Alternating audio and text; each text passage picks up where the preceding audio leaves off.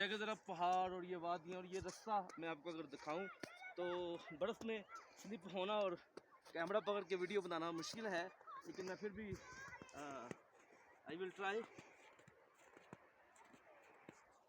थोड़ा सा आपको दिखाऊं तो चलिए मुझे दे दें, अब गिर ना जाए।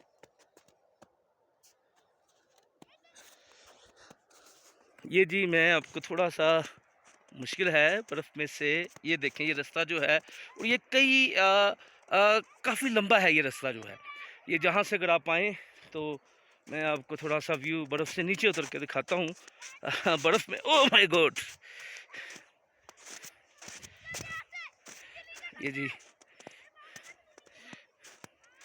ऊपर आना आसान था और नीचे जाना अच्छा खासा मुश्किल काम है। ओए कहीं मैं गिर ना जाऊँ, तो बहुत मुश्किल है जी। और गाड़ी बर्फ़ पे बहुत